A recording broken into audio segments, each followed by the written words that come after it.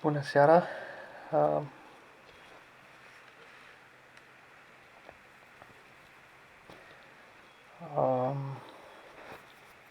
După mult timp am început să reiau și să continui ceea ce am început, așa că astăzi voi vorbi despre romantism.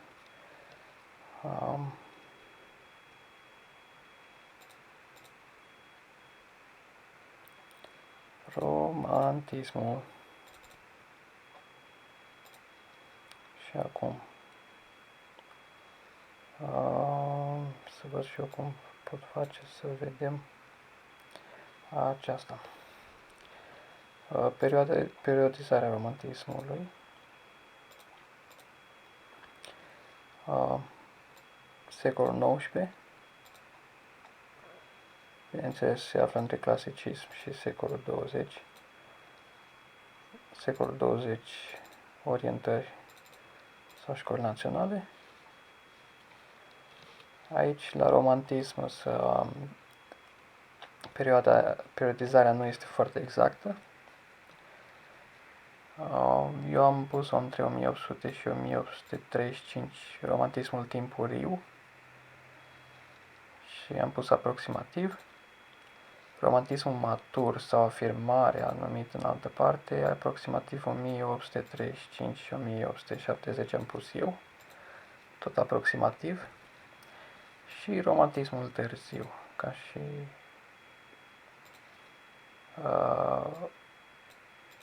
romantismul târziu, aproximativ 1879 și 1900 plus. Deci, în unele cursuri trece peste 1900.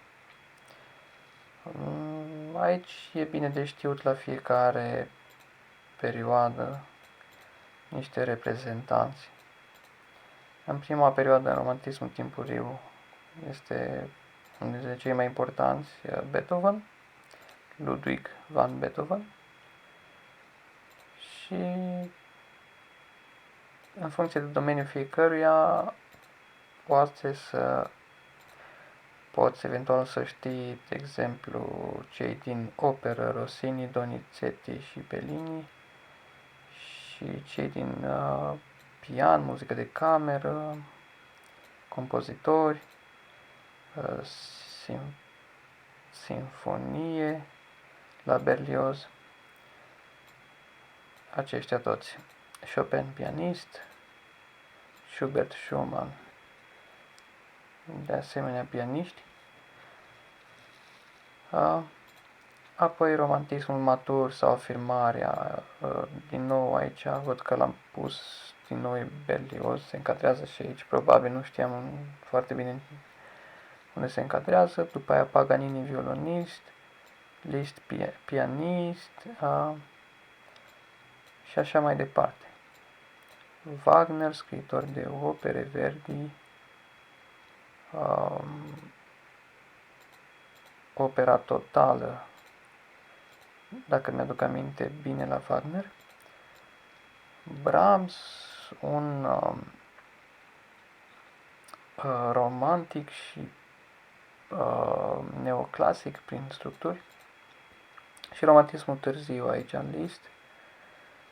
Se încadrează Wagner și Verdi cu operele, Bruckner, Brahms din nou. Aceștia sunt cei care am pus eu. E bine de știut câte unul măcar și exemple de opere. Ok, acum o să trec la limbaj.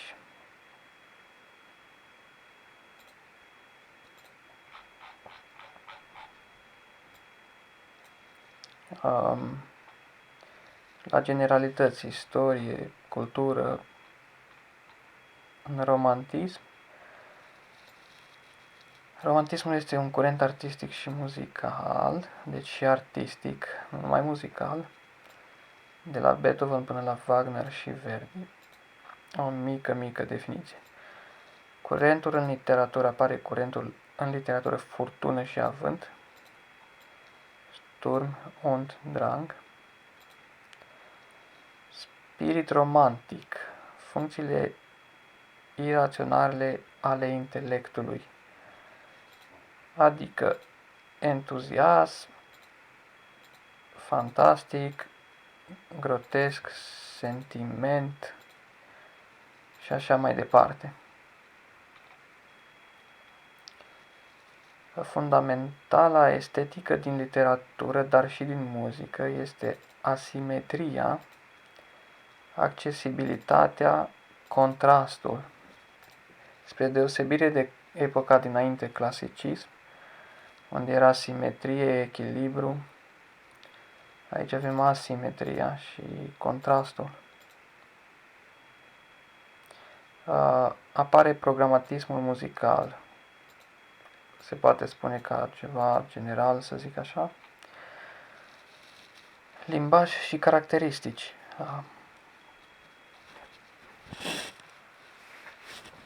Aici o să mă folosesc niște schițe. Ok. O să merg mai departe, că e bine.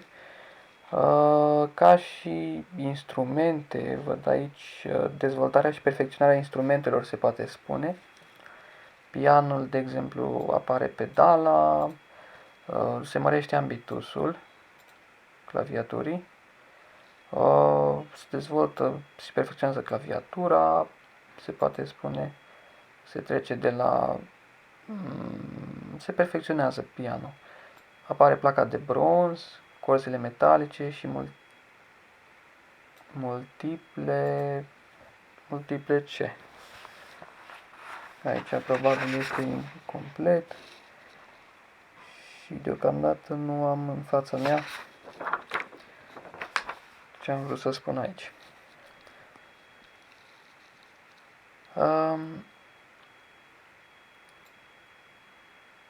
Apare la instrumentele de alamă apare pistonul. Apar instrumente noi, saxofonul și tuba wagneriană. Apare industrializarea instrumentelor sau producției de instrumente, să zic așa. Și producători de instrumente, cum ar fi firme, mă gândesc, producători de instrumente, deci ajunge la alt nivel, să zic așa, producerea de instrumente. Melodică. Mergem mai departe. Apare în melodică sistemul... În melodică este caracterizat de sistemul tonal, bineînțeles, încă. Apare melodia liberă, netematică, spre deosebire de tema din baroc sau chiar din clasicism. Melodie liberă, melodia infinită, melodia declamație. Apare ariosoul și melodia impresionistă. În operele. Deci vedem diferite forme de melodie. Melodia netematică, infinită, declamația, ariosoul, melodia impresionistă. Deci avem pe de-o parte sistemul tonal și pe de altă parte sistemul modal. Deci vedem că muzica se împletește și melodia cu sistemul modal de data aceasta. Și, bineînțeles, în sinteză cu cel tonal. Epocile pretonale. Epocile pretonale sau folclor. Tema păstrează direcția barocă clasică în același timp, dar primește semnificații noi. Aici putem să facem legătura poate cu muzica programatică. Adică apar încă teme, ca și în baroc și în clasic, doar că capătă semnificații noi și putem spune titluri, semnificații din literatură, poate fi. Apare tema ciclică, leitmotivul. Și, apropo de ce am zis mai înainte, semnificație extramuzicală. Leitmotivul, adică un motiv, o temă, poate fi cu semnificație extramuzicală, adică din literatură sau orice altă semnificație extramuzicală. Tema de inspirație populară. Tema de inspirație populară. Asta a fost la melodică. Haideți să vedem despre ritm, cum este ritmul în romantism. Bineînțeles, continuă metru divizionar, agogică mai diversă. Bineînțeles că la toate acestea se poate spune că se perfecționează, se dezvoltă, capătă noi profunzimi, se poate spune. Și vedem că agogica este mai diversă. Agogică ce înseamnă? Agogica poate însemna, sper să nu greșesc, dar dacă ajută pe cineva, ce înțeleg eu prin agogică e că tempo la un anumit timp. La un anumit timp, la o anumită secțiune, tempo acela se poate schimba, agogica se poate schimba. Tema. Apare tema ritmică la Beethoven, adică o temă cu caracter foarte profund ritmic, caracter ritmic profund, aș putea spune, sau caracteristic. Caracteristica generală este, în acea temă, este dezvoltarea ritmului, să spunem așa, sau un ritm anumit. Poliritmii și polimetrii la Mussorgsky și Tchaikovsky. Adică, ce înseamnă poliritmii și polimetrii? Înseamnă ritm în ritm. Adică poliritmii, mai multe ritmuri. Adică este un anumit ritm, de exemplu Chopin scria o piesă care era în 3, dar la un moment dat combina la mâna dreaptă și la mâna stângă, combina o mână, făcea un ritm binar și la altă mână făcea un ritm ternar. Se poate spune că poate fi două ritmuri, poliritmie. Sau în acel ritm de 3 poate dădea niște accente pe a doua notă și se forma un ritm binar în ritm ternar, adică combinație de ritmuri. Și cum avem temă populară sau melodie populară, de inspirație populară, așa avem și ritmuri populare, cum ar fi, de exemplu, ritmica rubato. Rubato, o specificație de ritm popular. Armonia, bineînțeles, ca la toate restul este diversificată, dezvoltată, ce să zic, relații și progresii noi. Bineînțeles că de aia se și numește, poți face legătura romantism datorită dezvoltării și ritmul și armoniei și armonia din start trebuie să sune un pic mai romantică, să pot spune. Asta implică acorduri îmbogățite, noi, cu septimă, cu nonă și așa mai departe, în unele cazuri cu un decimă, am putea spune, sau terț decimă. Este tonală, dar și relații armonice modale, adică în funcție de moduri sau alcătuite din moduri. Deci, se poate spune tonal, dar și modal. Pare tonalitatea lărgită. Cadrul tonal se lărgește. Cadrul tonal se lărgește. Beethoven, Wagner și Liszt. Dacă înainte cadrul tonal rămânea stabilit din start. La Beethoven, Wagner sau Liszt se poate vorbi de unele modulații care lărgesc cadrul tonal. Cadrul tonal nu mai rămâne același. Dinamica este bogată, bineînțeles, este mult mai bogată, notată bogat în partitură, din câte țin minte, diversă dinamica, se diversifică și aici, se dezvoltă și contrastantă. Dacă până acum era clasică, am putea spune, de acum încolo ne aducem aminte de estetica, contrastul. E dinamica contrastantă. Și cred că oricine a ascultat muzică romantică știe că de la Beethoven încolo am putea spune trecerea de la forte la piano sau de la piano la forte sunt făcute foarte rapid, în scurt timp și prin asta se formează unele contraste mari. Dinamica este egală cu melodia și ritmul. Deci vedem aici, se pune o importanță mare pe dinamică.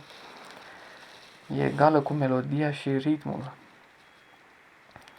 Egală ca importanță și ca și importanță. De exemplu, compozitorii dădeau aceeași importanță și dinamicii. Impresia de spațiu cu ajutorul nuanțelor. Un efect interesant în romantism. Efectul de spațiu cu ajutorul nuanțelor. Ca și formă, să vedem cum se dezvoltă forma, ce apare nou. Pe lângă că rămân cele tradiționale, și aici aș specifica Brahms este unul dintre cel care este neoclasic prin formele care le adoptă, să zic așa, apar forme de sinteză, 2 sau 3 combinate. Este wow! Un lucru extraordinar. Deci formă de sinteză, de reținut de sinteză și forme noi, bineînțeles, forme libere. Apar forme noi care sunt libere, preludiu, studiu instrumental, impromptu, balade, rapsodia, nocturne, romanțe și așa mai departe. Ce înseamnă libere? Adică la libera alegere a compozitorului ce formă să-i dea, probabil. Dar cu mici particularități. Probabil studiul are mici particularități, adică dezvoltă o anumită problemă, ar putea dezvolta o anumită problemă tehnică. Balada ar trebui să fie probabil în 3, dacă nu mă înșel. Deci probabil că are fiecare rapsodia, probabil ia anumite teme și le aranjează cum vrea. Teme populare pot fi. Ok, genurile, deci am vorbit de formă, genurile. Rămân cele tradiționale, se poate spune, apar genuri romantice noi. Foarte important, poemul simfonic, la Liszt, Franz Liszt. Impromptu, mazurca, liedul, wow, foarte important, liedul și opera, genuri romantice noi. Capriciu și studiu instrumental de reținut. Studiul instrumental capătă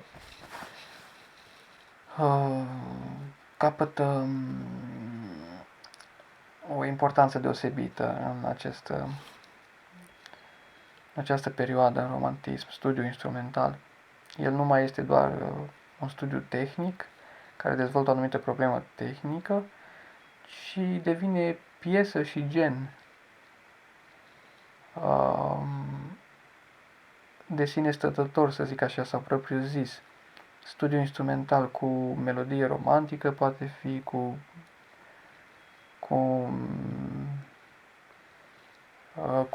teme de o deosebită melodică și ca să spun așa, ca să spun ceva despre el. Sinfonia cu program, muzica programatică, concertul solistic virtuos, adică bazat pe solist și virtuozitate, și sinfonizat, concertul sinfonizat și așa mai departe.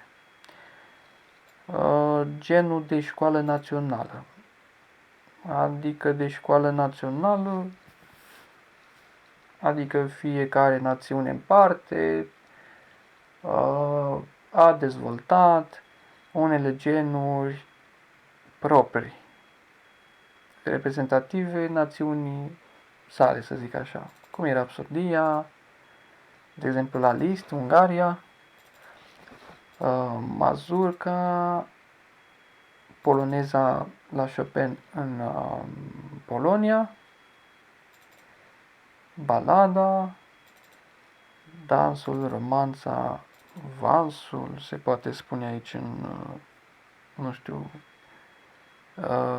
Veneția, zic bine, sau Viena și așa mai departe. Nu cred că Viena. Timbru. Diversificare, ca de obicei. Se îmbogățește numărul de instrumente și voci. Când ne gândim numai la Beethoven, Sinfonia Nouă, introducerea vocilor, cu Oda Bucuriei, de exemplu. Instrumente noi. Și aici am spus de saxofon, tuba wagneriană, dar înseamnă instrumente noi egal timbre noi, tehnici de emisie, interpretare noi, pizzicato, surdină, apare surdina, interesant la pian, poate, pistonul, butoanele, pedala, sustain, ciocănele la pian, dinamică, bogată, wow, da? Și așa mai departe, se poate adăuga orice ține de tehnici de emisie, interpretare noi. Tratate de orchestrație, Berlioz, Rimski, Korsakov, adică mă gândesc eu aici că de ce la timbru tratate de orchestrație? Pentru că prin orchestrația care o faci, tu creezi timbre noi, creezi efecte noi, dinamici noi. Aici mi-aduc aminte de contrastul de dinamici, poate se leagă toate. Timbru, rol egal cu melodia, cu ritmul și cu dinamica.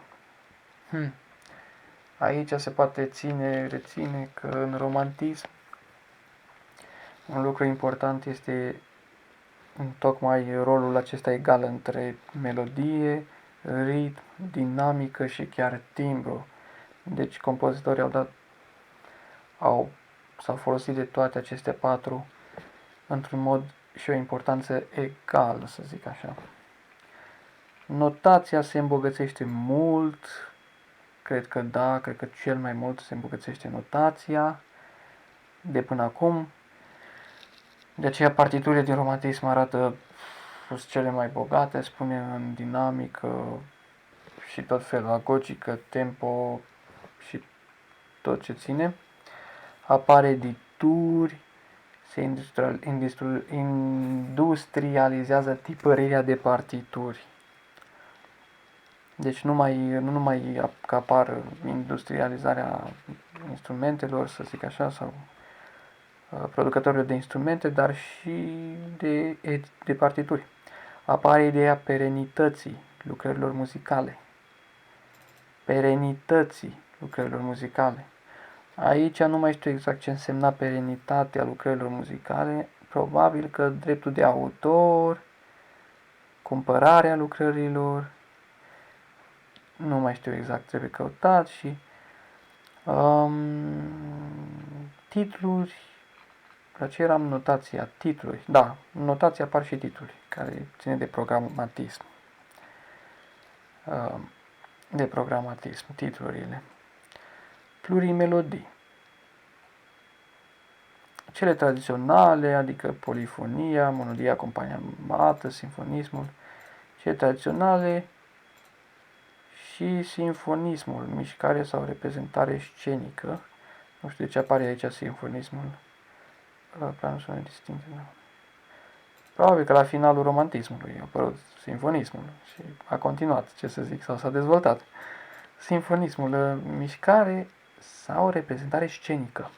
Mișcare sau reprezentare scenică, dar vedeți că e în ghilimele. Mă duce cu gândul la o scenetă, ce să zic, teatru, dar muzical, deci e muzical, adică sunetele fac un teatru între ele, în gândirea muzicală.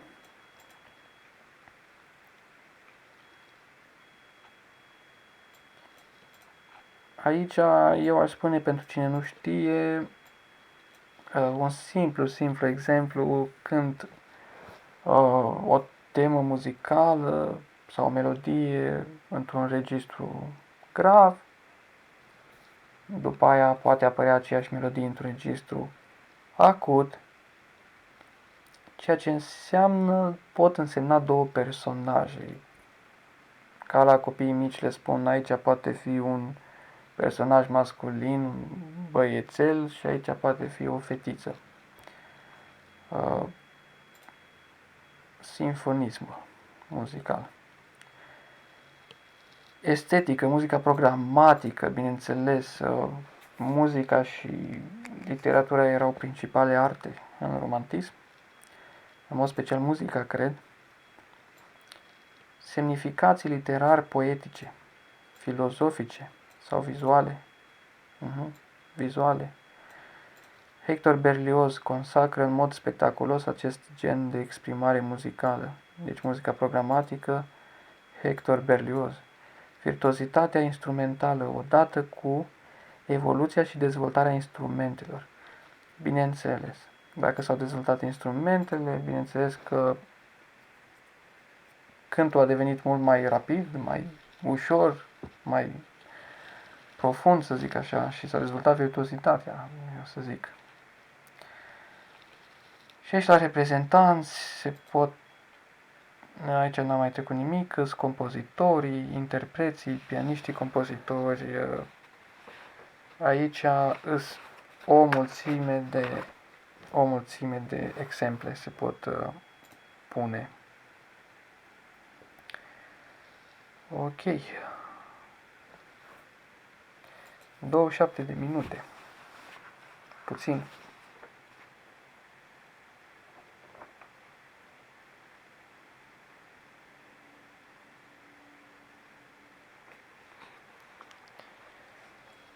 Da.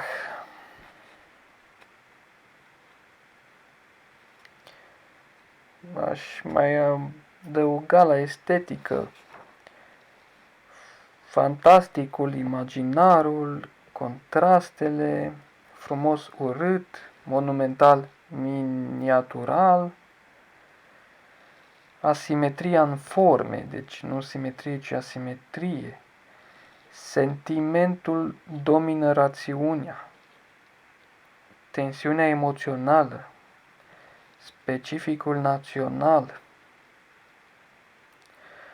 Este estetica tradițională, clasică, romanticii timpurii sau neoclasicii, și 2. Estetica nouă, contrastul, asimetria, diversitatea, accesibilitatea, programatismul, sincretismul și specificul național. Ok. Muzica programatică, puțin despre muzica programatică, e fragment sau lucrare muzicală cu semnificații literar-poetice, filozofice, vizuale. Miniatura instrumentală, poem simfonic, preludiu, sinfonia și așa mai departe pot fi muzici programatice. Hector Berlioz, cel ce a consacrat în mod spectaculos acest tip, deja s-a zis. Ok. când vorbești de romantism, se poate vorbi și despre pian în mod special. Se perfecționează pianul. Pot spune că pianul este instrumentul epocii, să zic așa. Pianul în secolul XIX, industrializare, explozie de firme de construcție. Este instrumentul principal și preferat în familii. Pianul este un acompaniator. Înlocuiește orchestra.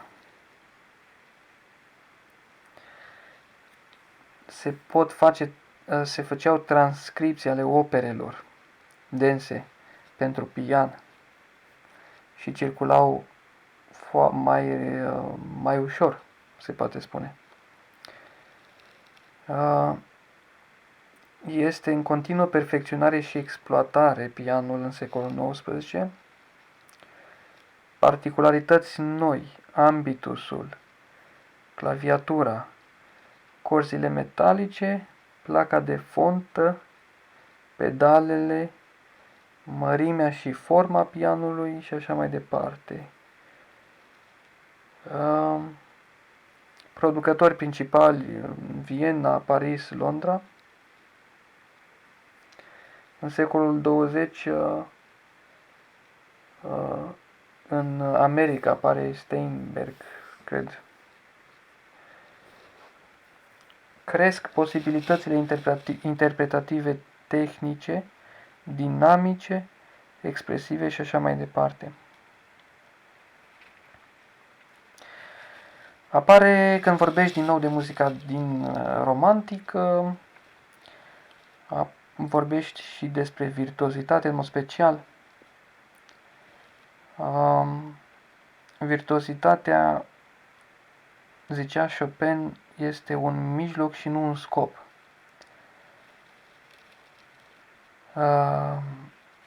Un mijloc și nu un scop. Nu este un scop virtuozitatea, dar virtuozitatea a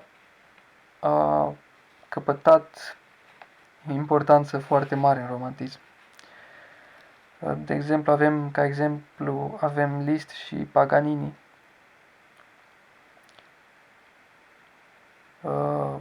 Moda spectacolului și virtuozității am trecut eu aici. Adică, nu știu ce am vrut să spun cu asta, probabil că era la modă spectacolul și virtuozitatea.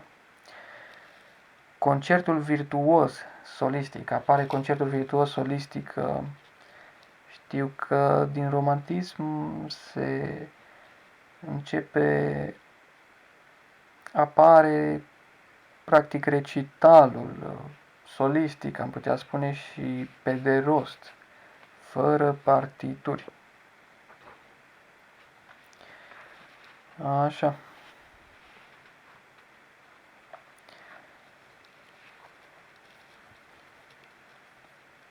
Aș mai spune aici, încă o dată, despre cronologie, trăsături generale, forme și genuri predilecte. Adică toate acestea unite: cronologie, trăsături, forme și genuri. Și ca și cronologie, am trecut aici romantismul timpuriu din nou. Știm că e secolul XIX, romantismul timpuriu aproximativ 1810-1835 am trecut eu. Și în romantismul timpuriu am trecut Beethoven, ca exemplu. La Beethoven, tonalitate lărgită, teme expresive, dinamică contrastantă, excepții de la tradițional, sinfonia adaugă cantata sau sinfonia cantată și ultimele quartete sunt importante. În romantismul timpuriu are loc prima audiție a Sinfoniei Fantastice de Berlioz. În romantismul timpuriu Compozitori de operă: Rossini, Donizetti, Bellini. Încă o dată, Giacomo Rossini, Gaetano Donizetti, Vincenzo Bellini. În operă, da? Apoi, Schubert, Schumann, Berlioz, Chopin, compozitori din romantismul timpuriu. Romantismul timpuriu, epoca lidurilor lui Schubert, a muzicii instrumentale, după 1822, Beethoven, și a operelor lui Rossini. Asta a fost romantismul timpuriu. Romantismul matur, afirmarea, 1835-1870. Centrul muzical se mută de la Viena la Paris. Revine 1830, nu știu ce am scris aici, 1830 Paris. Deci de la Viena se mută la Paris. În 1830, probabil. Revoluția de la 1830 din Paris. Revoluția. Ca și compozitori. Hector Berlioz, Paganini, Liszt, Schumann, Mendelssohn Bartholdy, Wagner, Verdi, Brahms. Wagner, Verdi, Brahms. Și romantismul târziu, 1870, 1890 aproximativ, sau peste 1900, în altă parte, avem poemele sinfonice a lui Liszt, drama muzicală a lui Wagner și capodoperele lui Verdi.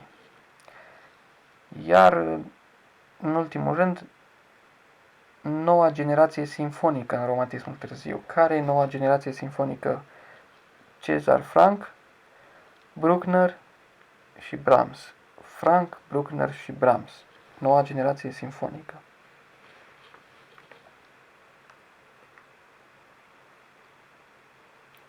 Acum, o să vorbesc puțin. În continuare, eu mi-am trecut niște compozitori și detalii despre compozitori. Și o să aleg acum să vorbesc puțin despre Berlioz. Doar lucrurile importante despre Berlioz. Leitmotivul sau tema ciclică la Berlioz.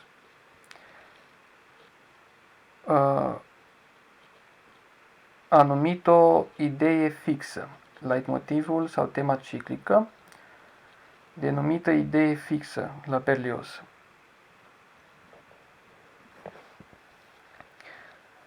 Este novator în domeniul timbrelor Berlioz. Tratatul de orchestrație. A compus un tratat de orchestrație de reținut.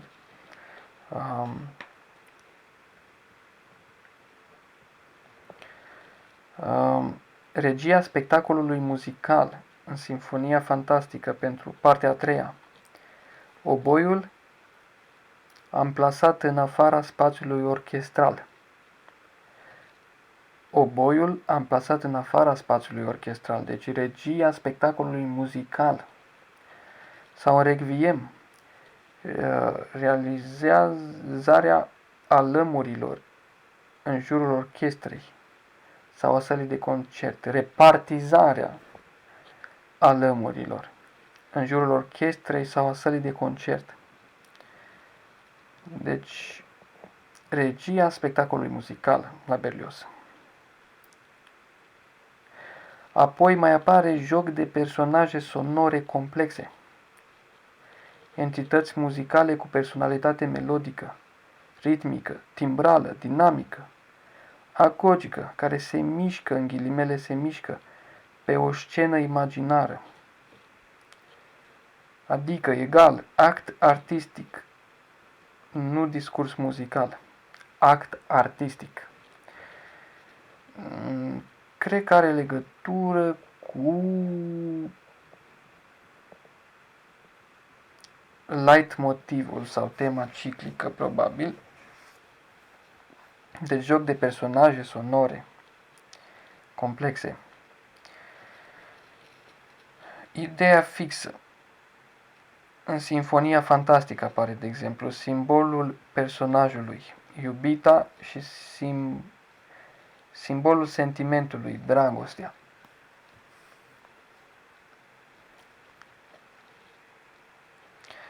Puțin despre Sinfonia Fantastică în 1830. Conținut autobiografic. Programatism. Idee fixă, leitmotiv.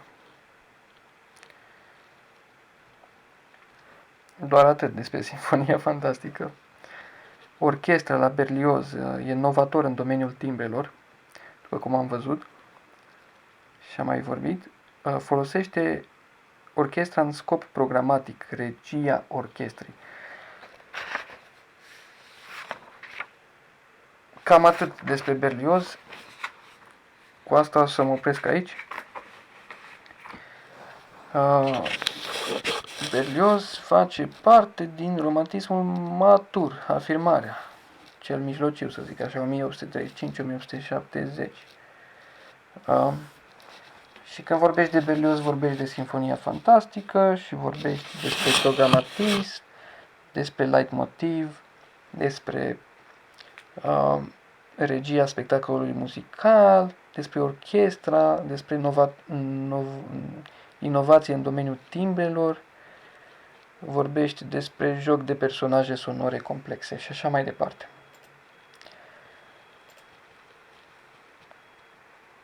Sper că o să vă fie de folos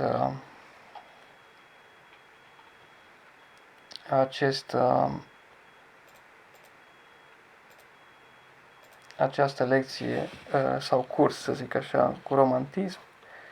Îmi cer scuze pentru greșeli și nesiguranțe, dar a trecut ceva timp de când n-am mai făcut lucrul ăsta și n-am mai învățat. Tot ce am spus a fost din aceste schițe care au rămas de anul trecut. Sper să vă fie de folos și sper să ajute celor care au examene în direcția asta. Sper să urmeze și perioada modernă, care e foarte complexă, dar sper să o pot simplifica. Și apoi o să încerc să vin cu o idee faină de evaluare proprie, un fel de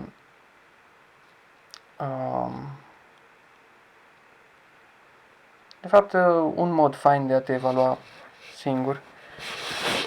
O să vin cu lucrez la ceva care să ajute la evaluare, adică după ce ai învățat să poți să te evaluezi și asta să te ajute să reții mai ușor.